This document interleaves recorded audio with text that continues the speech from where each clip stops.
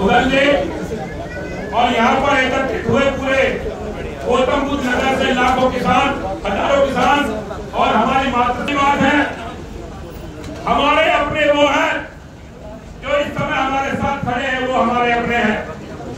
किसी जाति धर्म किसी मजहब से वास्ता न रखते हुए इस क्षेत्र का किसान अपने अधिकारों को मांगने जिलाधिकारी महोदय के कारण ले आया है। मैं थोड़ा सा आपको अपने विषय में अवगत करा दूं।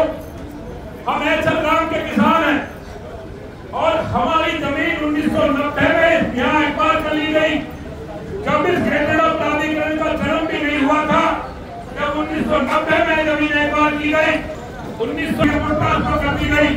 और जैसी कमेटी की बात है खलीफा जी, हम लोग यहाँ बैठे हुए हैं, हमारी 1990 में उस समय के राष्ट्र परिषद के अध्यक्ष हमें, उस समय के तत्काल विधायक हमारे महेंद्र भाटी जी, उस समय के जब ये जिला नहीं बना था, उस समय के डीएम गादेवाल और बुलेन साहब के नेतृत्व में हमें 10% देने के लिए यहाँ पर कमेटी बना दी गई। लेकिन इस क्षेत्र का दुर्दशा देखिए, ऐसा करना ऐसे 4 गांव छोटे गांव थे जिनके लिए 10% की पॉलिसी बनी।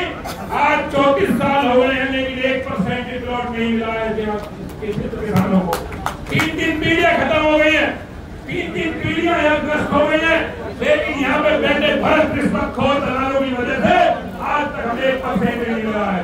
लेकिन इस सामने बैठी भीड़ को देखकर इस तरह हमारे खलीफा जी ने, हमारे सलीम भाई ने, भाई रुपये डॉक्टर सोमाली ने हमें पहले ही जब पिछली बार फरवरी में दिल्ली मार्च का ऐलान किया था, ऐलान में इन लोगों ने कहा कि आप 1 महीने के अंदर कमेटी बना के आपका 10% प्लॉट दे दिया जाएगा, बड़ा हुआ दे दिया जाएगा। लेकिन वो शर्त नहीं मानी गई। एक बार ध्यान से सुने मेरी बात, जो खलीफा जी ने बात कही है, मैं स्पष्ट करना चाहता हूँ कि हम अपने डीएम साहब को मजबूत करने के लिए आए हैं। डीएम साहब के हाथों में मजबूत कर रहे हैं क्योंकि उन्होंने हमारी सिफारिशों को आगे पहुंचाया है।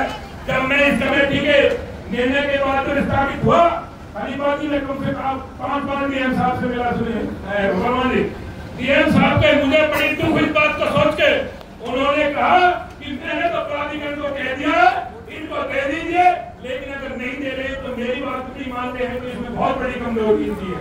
तो ये सामने बैठी जनता, यहाँ पर खड़े हमारे साथी किसान संघर्ष समिति जिनके भी जितने भी गांव उसमें आते हैं, कई गांवों की जमीन आपको पाली की है, मकोड़ा की है। हम पूरे तन मन धन से संयुक्त किसान मोर्चा के साथ हैं। अगर किसानों के अधिकार नहीं मिलते हैं तो ये प्राधिकरण रखते तो छोड़ो, ये दिल्ली का बॉर्डर भी नहीं खुल पाएगा, दिल्ली का बॉर्डर भी नहीं खुल पाएगा। किसी की ताकत नहीं है, किसी की हैसियत नहीं है, इन दलालों की हैसियत नहीं है तो हमें रोक पाएंगे। यहाँ पर इस तरह से बैरिकेड लगा रहे हो, इंडो पाक का बॉर्डर है, ये जमीनें हमारे बाप की हैं, तुम न करो, तुम यहाँ 2 काम करते हो और मालिक हमें। अब मालिक बताएगा कि नौकर काम करेगा या नौकर बताएगा कि मालिक काम करेगा। यहाँ चाटुकारी, रिश्वतखोरी, दलाली खत्म हो चुकी है।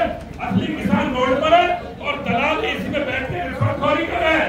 इस चीज को इस जिले का किसान नहीं सहन करेगा, इनकी डालेंगे और जब तक हमारे अधिकार नहीं मिलते हैं हम अपना 10% और मुआवजा जो हमारे बैंक मुद्दे हैं इन पर हम लगातार संघर्ष कर रहे हैं। हमने 36 सेक्टर 36 के गेट पर चुनाव धरना चलाया। पीएम साहब ने कहा कि आप धरने को खत्म कर दीजिए, हम आपकी मांगों को पूरा कर रहे हैं, लेकिन ये विफल है, प्राधिकरण विफल है, सब विफल है।